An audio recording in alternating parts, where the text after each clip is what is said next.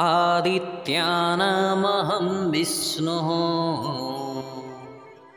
ज्योतिषां रविरंशुमान् मरीचिर्मरुतामस्मि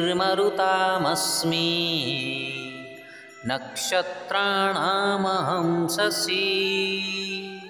बंधुगण यही श्लोक संख्या 21 रु 39 प्रभु श्रीकृष्ण तांकर अपारगत वैभवर वर्णना करुछन्ति एवं यही श्लोक से कहउछन्ति जे मु आदित्य मानक मध्यरु विष्णु अटे जे कि वामन अवतार नैथिली। प्रकाश मध्यरे मु सूर्य, मरुत बा वायु मध्यरे मु मारीची एवं तारामंडल मध्यरे मु चंद्र अटे। आसंतो एहाकु विस्तार रे बुझिबा। पुराणरू आमे जानी थाउ जे कश्यप ऋषिंकर 2 जण स्त्री थिले, अदिति एवं दिति। तांकर प्रथम पत्नी थिले अदिति एवं द्वितीय पत्नी दिति थिले।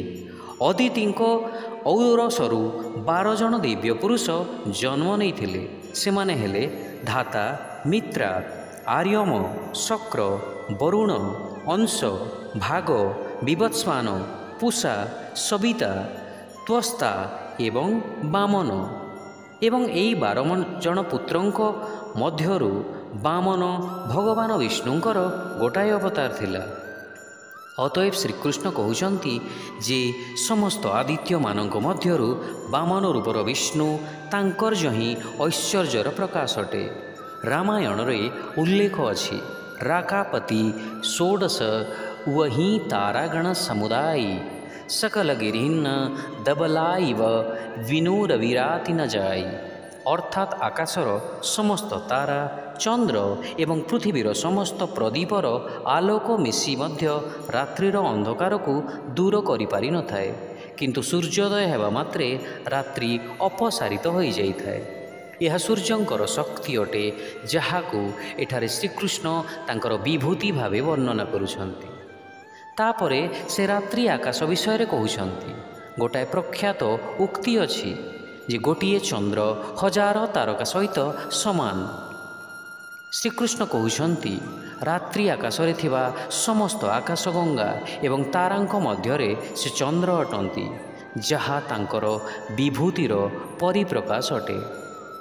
पुणी पुराणर वर्णना अनुसारे ऋषि कश्यपंकर द्वितीय पत्नी दितिंक औरसरू दैत्यगण जन्म होइथिले। दिति इंद्रंक ठारु मध्य अधिक शक्तिशाली गोटिए पुत्र इच्छा प्रकाश करिथिले। तेणु से तांकर गर्भस्थ शिशुकु वर्षे पर्यंत तांकर गर्भरे रखिथिले। इंद्र वज्र द्वारा तांकर गर्भकु बहु खंडित करिदेले। फलतः सेथिरु अनेक शिशु जन्म ग्रहण करिथिले।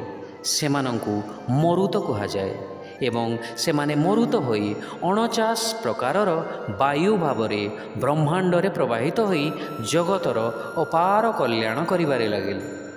तांको मध्यरे अवह, प्रवह, निवह, पूर्वह, उद्वह, समूह एवं परिवह प्रमुख वायु अटंती। मुख्य वायु परिवहंकर नाम मरीचि अटे। अतएव श्रीकृष्ण कहउछन्ति जे से ही मरीचि तांकर विभूति ही अटंती। शिक्षा अदितिंकर 12 जण पुत्रंक मध्यरु मो विष्णु, समस्त ज्योतिष्क मानक मध्यरु मो सूर्य, मरुत मानक मध्यरु मो मरीचि, रात्रि आकाशर तारक मानक मध्यरु मते चंद्र भावरे जान। Amongst the 12 sons of Aditi, I am Vishnu. Amongst luminous object, I am the sun. Know me to be Marichi amongst the Maruts and the moon among the stars in the night sky. Hare Krishna.